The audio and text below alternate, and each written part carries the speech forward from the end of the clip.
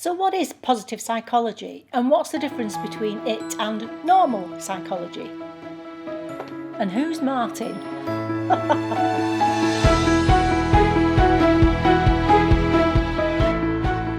Hi, my name's L Conroy. Welcome to Happy Stuff and Fluff, a channel for women who are getting happy and growing into the very best versions of themselves. And in this video, I'm going to talk a little bit about how that happens. If you are new here or if you haven't yet subscribed, please do so because it really would help the channel. And if you get value from this video, just hit the thumbs up because that helps it too. I'd really appreciate it if you did. Okay, so traditional psychology then, let's just briefly talk about that because in general I'm going to be talking about what positive psychology is. But traditional psychology then is the understanding and treatment of mental illness, and psychology has been very successful at doing that. I mean, if you think about it, it's not that long ago that that kind of depression and anger and those kind of diseases were considered to be really fluffy and abstract. But now we can actually measure those. We can identify those diseases, measure them and treat them. And that's what traditional psychology has done and has been very good at doing it. So positive psychology then, this is a definition of positive psychology. It's the scientific study of optimal human functioning, and it aims to discover and promote the factors that allow individuals and communities to thrive. That definition was written by Mr. Martin Seligman. I'll come back to him and my story about me and Marty later on in the video. So Martin Seligman is considered to be one of the founding fathers of positive psychology. His background is traditional psychology. He was the president of the American Psychological Association in 1998, so his background is in traditional psychology. But he, along with some of his colleagues, through a conversation I believe which was held on a beach at some point, were talking about the fact that they felt there was something missing from traditional psychology, in that it only studied disease and not wellness. And excuse me, and they felt that just disease being absent from a person does not mean that that person is well.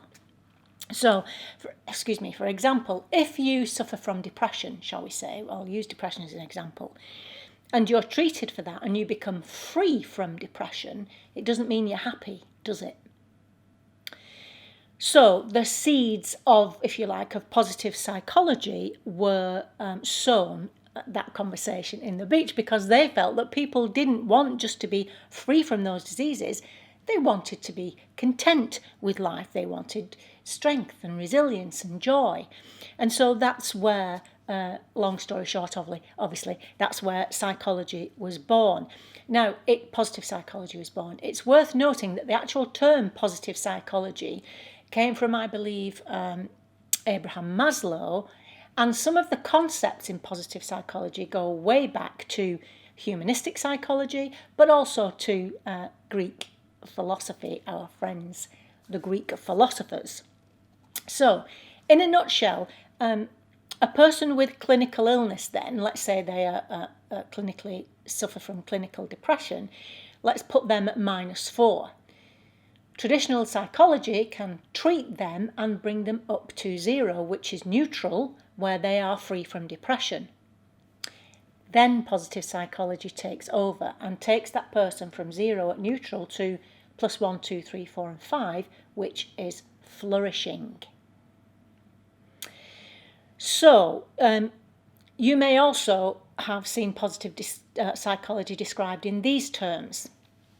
I particularly like one of the other founding fathers, I believe on the beach that day, was the late Chris Peterson, and he says that positive psychology is the science of what makes life worth living, and I love that definition myself.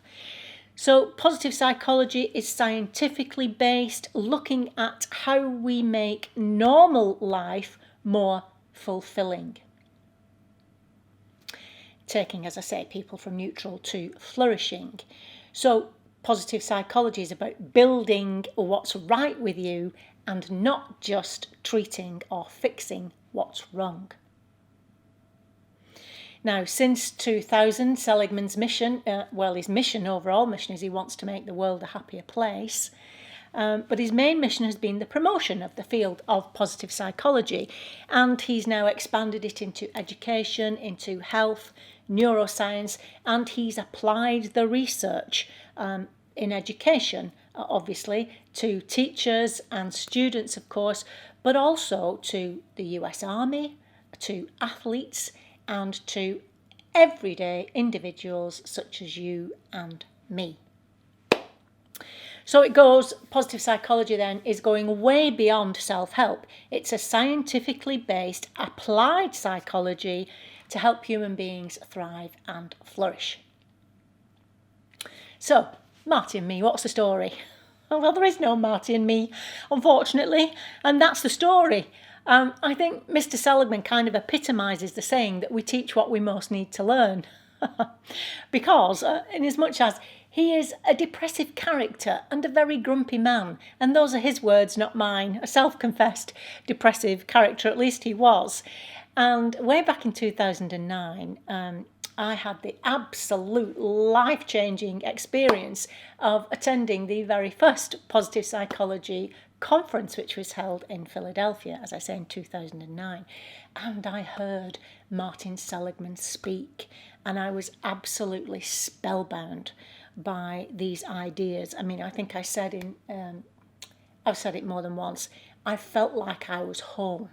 This is what I had been looking for, these ideas, and I was desperate, thinking how great would it be to be able to talk to Mr. Seligman about these ideas. Of course, this was the first conference. There were psychologists and people from all over the world at this huge conference.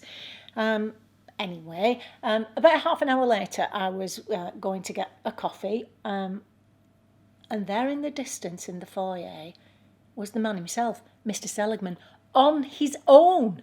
And I thought, oh, great! I was beside myself, thinking, I'll go and have a chat with him. So I made a beeline for him. But the closer I got to him, I realised his face, he was so stern and so grumpy and fierce looking, I was frightened off.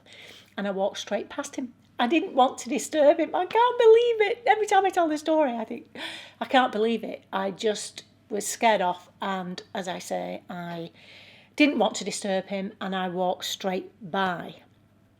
I missed my opportunity to speak to the man. Now, I also think it's true.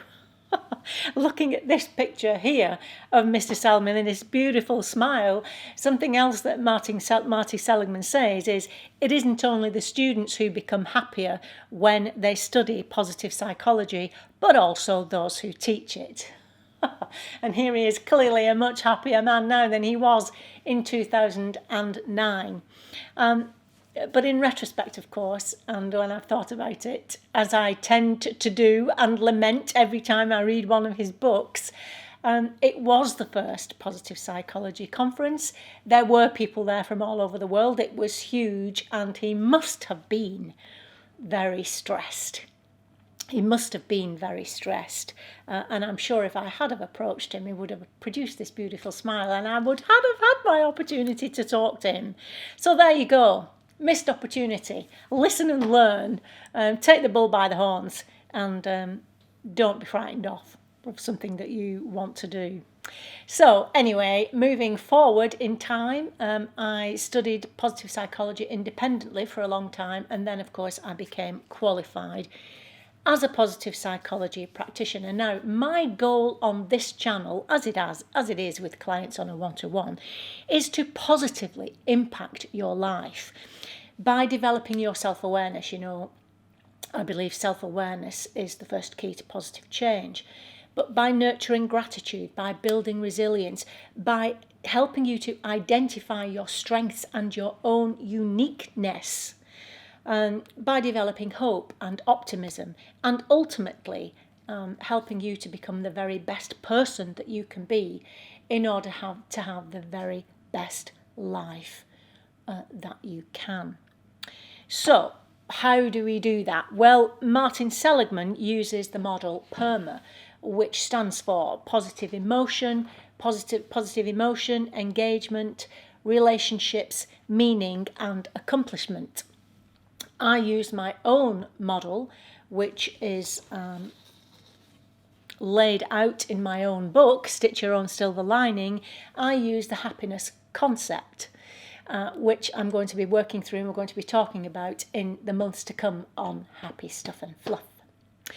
Okay, so I hope I've helped you distinguish between those things. First of all, between traditional psychology and positive psychology, but also positive psychology and self-help, the differences between those. And if you want to know more, I will be going into a little bit more detail on my blog, which you can read at christinelconroy.com. Again, if you have received value or enjoyment from this video, please give me a thumbs up. That will help the video be whooshed out in the YouTube world to more people.